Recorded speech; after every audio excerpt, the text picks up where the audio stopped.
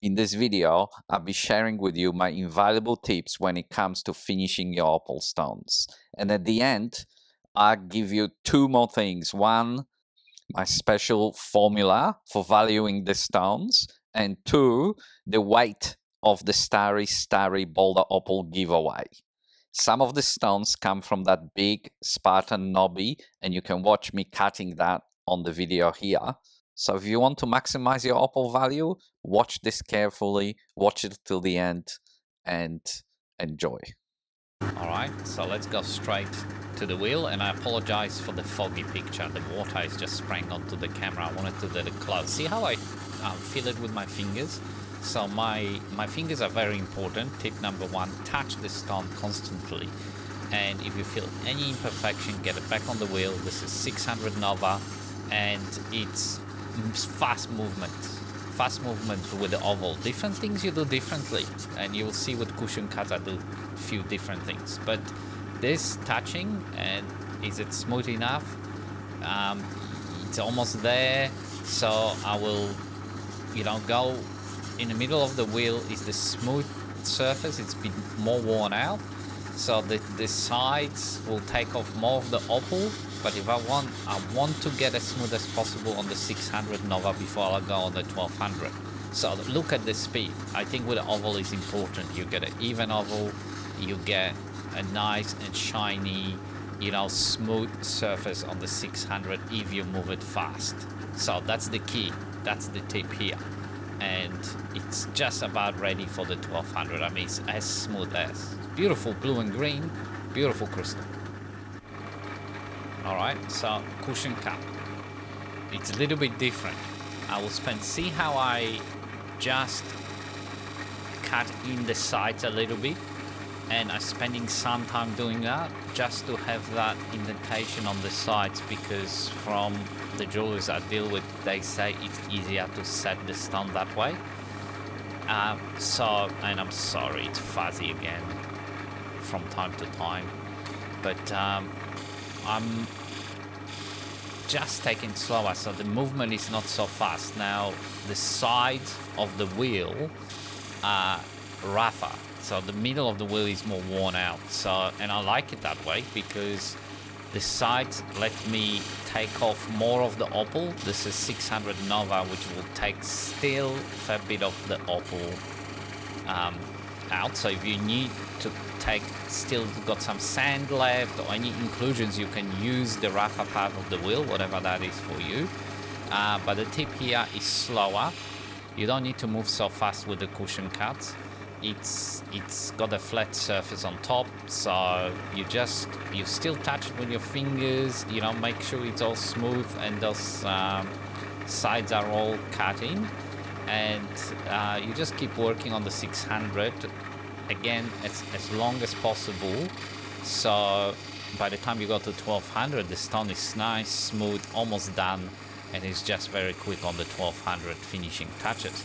So I keep doing that, and let's have a look at the other stone. And for all those who say I don't finish stones, well, I don't have that much time to do everything. I'm really struggling, and but this, you will see 5 stones finish at the end of it. So hopefully that will satisfy those who like to see the polish and finished stones. All right, so let's go to the next stone. So this is oval shape again, Lambina. Look with that, it's very strange looking stone, but I love it. It's got red, greens, and it's got black underneath that crystal on top. Little bit of milkiness as well. But yeah, that's again fast movements, oval. You can, any kind of sand. There was a bit of sand there, so I'm just working towards making sure it's all cleaned up. And sometimes, it's just, again, when the sand is there, I use the 600 Nova edges because that will take more of the opal. And yeah, similar oval, fast movements, making it smooth, and then going on 1200. This is my probably favorite out of the lot, and this one cushion cut again, same as before. The only difference is this one had a lot thinner color bar, and those electric colors can disappear very fast, so I worked it less on the 600 wheel, and it's smoothest now and ready to go on the 1200. But yeah, the tip is thinner color bars, don't work it so hard on the 600. Okay, this is interesting because part of the stone on the side has such a thin color bar there. So I cannot work it on the 600 because it just disappears. You can see side of it is already disappeared. So again, same tip. If it's thin color bars, don't work it on the 600 too long. Be very, very careful. Use the middle of the wheel or whatever the smoother part is that's worn in, because it will take the color off very, very fast. Even though it's Nova, people make that mistake thinking it's polishing Nova wheel. It will take color off. It will take sand off. It will take color off. So 1200 for this one, longer work on 1200. Okay, we on the 1200 with the beautiful crystal. So this is just the same on the 1200, just making it smoother and smoother and just fast movements. It's pretty much done. It doesn't, because we've done such a good work on the 600, it really doesn't mean much on the 1200. So yeah, just a quick, but still go on the 1200 just because it does make a difference to the final polish. Okay, that's the thick caliber cushion cut. Just smoothing it out, evening it out to 1200. I mean, it's been already done even on the 600 and before cutting. The more work you do on the other wheels, the less you have to do here. This is really just to smooth it out, and that's all I'm gonna do. It literally gonna take a minute, not even, because the job's been done on the other wheels. Okay, now the dark Lambina, that frustrating, came off the doping stick. So it's frustration of the Opal cutter, see? So I was working it on the 1200, it just came off. So unfortunately, that's what happens. We're gonna have to do it. So now the freeform, and the freeform, because of that thin color bar, and you notice they're still quite thick, so I'm gonna take the back off at the end too for the finished product. But this one is gonna be worked more on the 1200 than it was on the 600, because the side of it is so thin, and I want to keep that top color surface as big as possible. So I'm gonna polish and work on this more here. So when you have this thin color bars, go on the 1200. I've got the Lambina back on the doping stick. And another tip for polishing, make sure the wax is underneath, doesn't cover the stone on top, because you won't get a good shape if there is a wax somewhere. So there's a bit of practice with the wax for the novices there. I'm still not perfect. I still, after years, I still find it frustrating, but yeah, there you go. So 1200 Lambina, get the wax underneath, don't get it on top of the stone or touching any part of the edge. Alright, so we've got the 5 stones, dop sticks ready for the polishing wheel. Which one is your favorite? Let me know in the comments. And if you haven't subscribed, please subscribe or like my videos to help us out to grow the channel.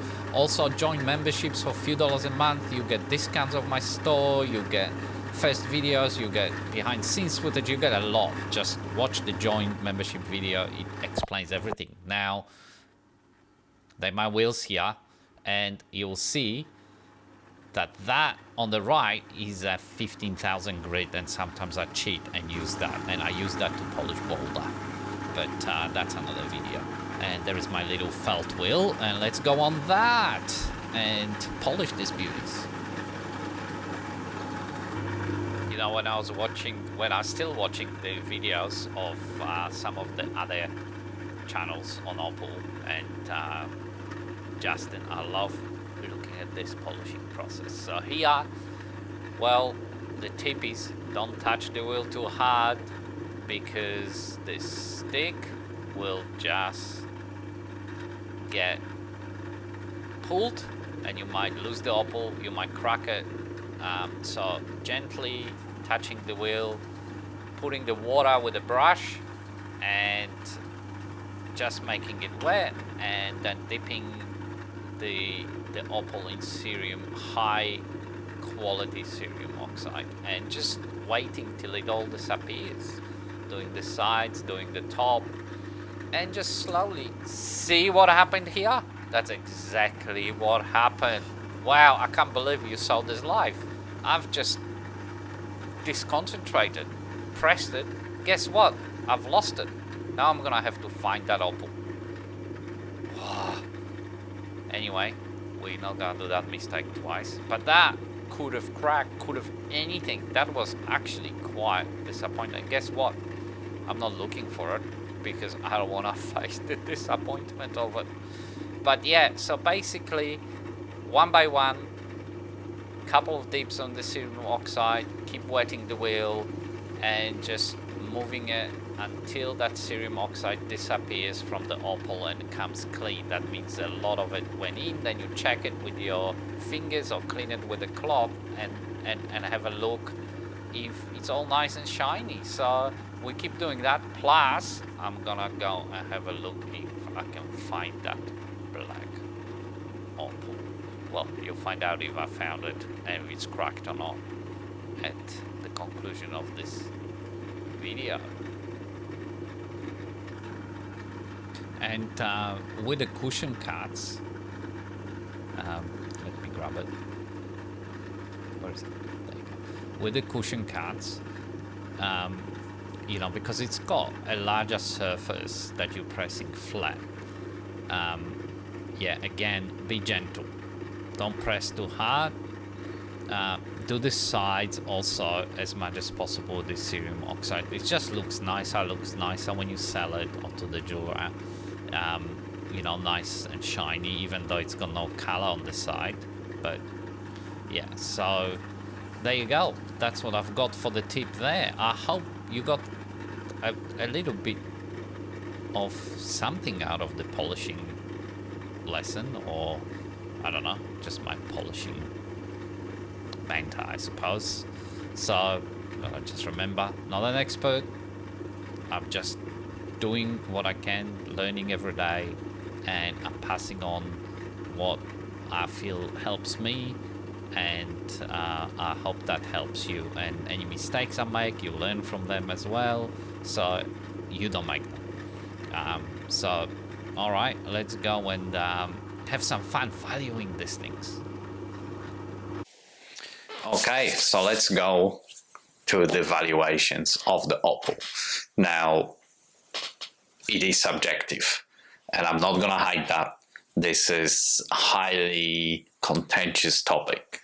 So all I've got is I've sold quite a reasonable amount of opals over the years. And so if I see over the years what I've been able to achieve for finished stones and what kind of stones, I can have a guide to pricing some of those stones based on that, based on obviously the color type, the dark black crystal, or the saturation of color. So I do use the scales, and I'm gonna take those 5 stones, and one by one, let's talk about the value of them. Now, there is always a room for your personal little opinion, because every opal is different. We're not gonna change that. And you know, one could be a slightly brighter. There is no template that's gonna be exact for every stone. So let's try to do this 5, and maybe we get some kind of a gauge of an opal value. Now, opal over the years have increased in value, and I have to say that when it comes to finished stones, it's different with the rough stones, but finished stones definitely carry the weight is important. But is it the weight? How much thickness have we left on the back? And some cutters will leave things just too thick, that just to get the carats. So I think the most important part, I feel from my experience, is the color, the type and the color saturation. That, to me, the brightness of the color can even outweigh the blackness of the opal.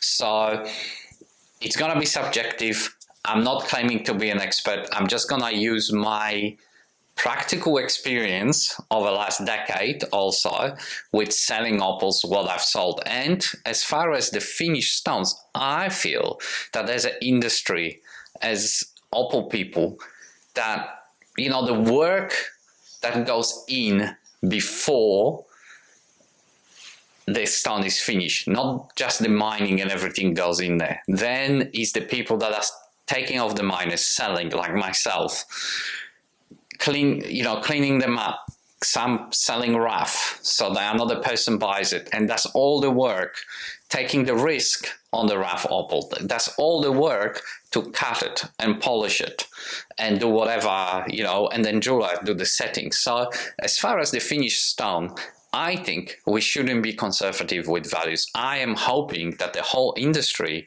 works in unison to actually up the price of the finished stones, because a lot of people buy the unfinished stones because it's such a pleasure exposing the color and doing the work.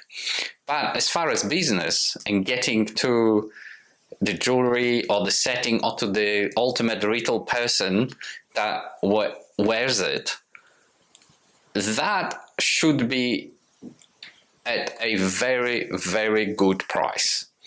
So as much as conservative I am with some prices, I have to be careful, you know, because of the subjective nature of this subject, but also just not underprice them either, because that doesn't do favors to the industry, to the struggling miners and families that are relying on income from this very, very harsh and hard industry with such a beautiful outcome at the end.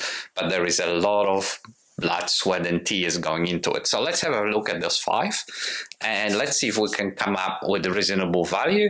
They are a little bit different. I mean, dark, black, there is a crystal. So let's go back, zoom in on them and one by one weigh them and see if we can come up with some kind of formula based on what my feel is. It's not an expert, and I'm not saying this is the template and this is how it is. I'm saying this is how I come to value these stones.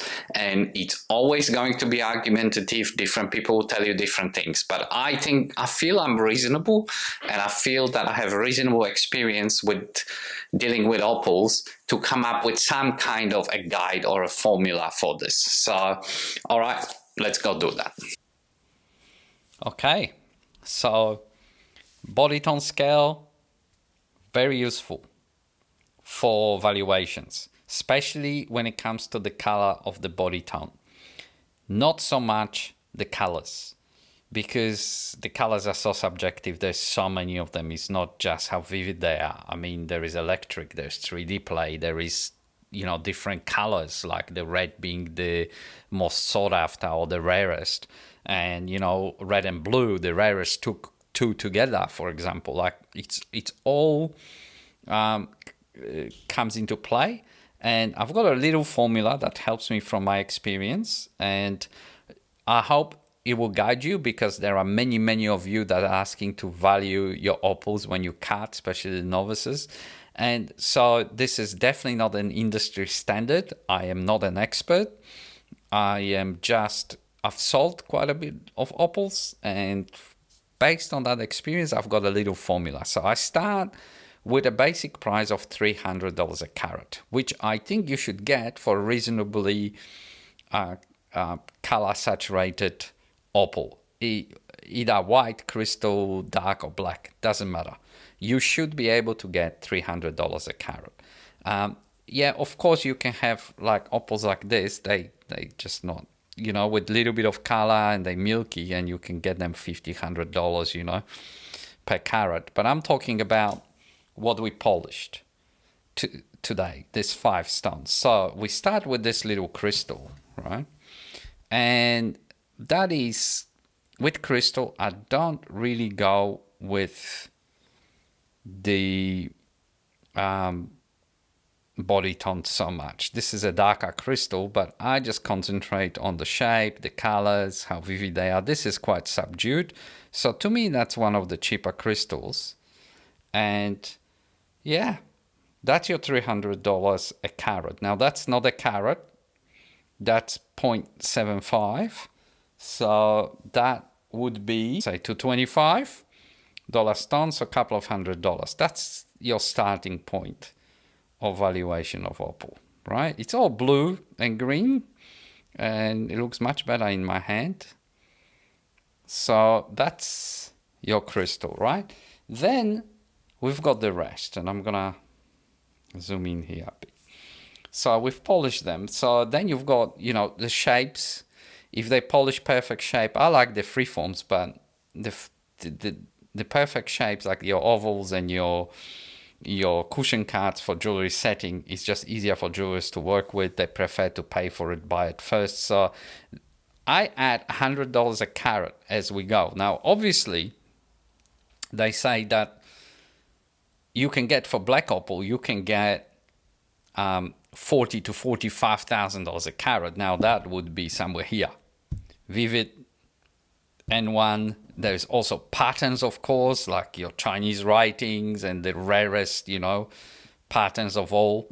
You get that, yes, you get $45,000 a carat, and then you work your way down the scale. But we don't have this kind of opal here, and we are practical, and we're dealing with what we're dealing. And this is the stones we've polished. So based on them, they have no inclusions. Of course, any inclusion will take it away. Some of that per carat value. All right. So you've got this cushion card, which is an N5, and you find that it's actually darker on one side than the other. It's darker on one side than the other. But it is very vivid. It's electric. It's full of color, greens and blues, so no reds. So I would add value for the colors, so each one. So you go, okay, from 300 of the subdued B1, this is a B3, so you've got a couple of hundred there, 500. Cushion cut, it's been done into a shape, another 100, that's your 600. Okay, and that's what you probably end up. If it was red, I'd add another 100. Actually, for red, I do 200. But so there's your 600. Now it weighs $600 carat. It weighs 1.8. So that's your $1,080 it works out to be. And also, I know you get a good opal from everywhere, but the lighting ridge holds a premium just by saying that. And I'm not saying that you can't get great opal from anywhere else, even better opal. And I've got some spectacular opal outside of lighting ridge, actually a lot better ones than lighting ridge. But at the end of the day, that's got the name. That is the most valuable opal in Australia, well, in the world. And that holds, to me, a lighting ridge holds $100 premium per carat just because it's lighting ridge and you can say it. So call it silly, call it controversial, but that's what it is. So I would say $700 a carat. So that's your $1,260 stone. So $1,200 stone. It's nice, it's beautiful. All right. Then we're going to Lambina. Now premium for the lightning ridge, but it is darker. It is N4. It's very unique, this one, because if you have a look, it's, I just can't, the fat fingers, seriously. It's quite light there, but it's got black potch on top. Just below the crystal colors, it's got orange and gold, but it is B2.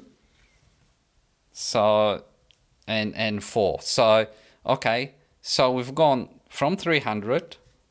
Okay, we've gone, well, it's N4, so it comes into the black category. So N4, and you can't start an N4 Opal less than $600 a carat. So you've got 600, and you've got this orangey, which is not red, but orangey gold. So, and it's shaped perfectly. So 100 plus 100, there's your 200. That is an $800 carat, and that weighs, it's very little. So that's 0.8. So that's $640 ton. Okay. Now, then you've got the free form. So again, that's an N3 with very vivid, beautiful colors, no red. But you start the black opal, 600. Plus, you go to B3. So that's a couple of hundred. That's your 800. But it is a free form. And because of that, I will take 100 away for the fact that it's not shaped into the perfect jewelry shape. And yeah, that one is very easy. It's 1.85. So that's your 12.95. So that's your, $1,300 ton, give and take. Now, lastly, that's my favorite, by the way, for the lot. It's black. It's N3. So you've got to start 600 plus it's another level. So each level I add 200 per blackness. The previous one was N4. This one was darker. This is darker. It's got beautiful electric color, as you can see there. So it's 200. So that's 600 plus 800. Plus it's perfectly shaped into the beautiful cushion cut, as you can see. So that's another 100. So that's your 900. And it's got B3. So that's, to me, that's an $1,100 a carat stone. And yeah, beautiful. All right, what do we've got? We've got 1 carat. So there's your $1,100 opal. So that's my valuation guide for you guys. I hope it helps. I hope it gives you some idea. I mean, just know that any inclusion, imperfections, you've got to deal with. And all this is subjective, of course. See, the light, every time the light works different. But there are your 5 opals. And I hope that makes sense. And it guides you towards some kind of pricing. I don't think I'm far off. I think these prices are very achievable for these opals. Some of you might even say those black ones are too cheap. And they may be. But for purpose of this video, this is what we've got. All right. And now, let's go and do the giveaway. So let's weigh this starry boulder opal. All right, so let's do it. I haven't weighed myself because I didn't want to be influenced in any way, so I don't know what it weighs. Whoever comes closest to the weight, which you see here, will win this beautiful starry boulder opal. And you just gotta connect with me through tom@ozopalstore.com through my store, and we'll sort it out. Also, in case of a tie, 2 people guessing being the closest, either somebody is under or over or the exact weight, the one that guessed first, the first comment in time, will count as a winner. And with no further ado, drum roll, let's do it. Let's do it. What is it? What is it? Yeah. Boom. 4.41.75. That's the official. That's the number you need to win, or the closest to it. Under or over, doesn't matter. And you need to be the first one if somebody is equal to you. Well, there you go. With no further ado, yeah, I'll see you on the next video, and watch out for that community post, but you should know who wins because you will know if you guess the weight. But there shouldn't be any arguments, and you'll get this in the mail once you contact me and let me know how to post it to you. Thank you for watching. I hope you had fun and you got some valuable info.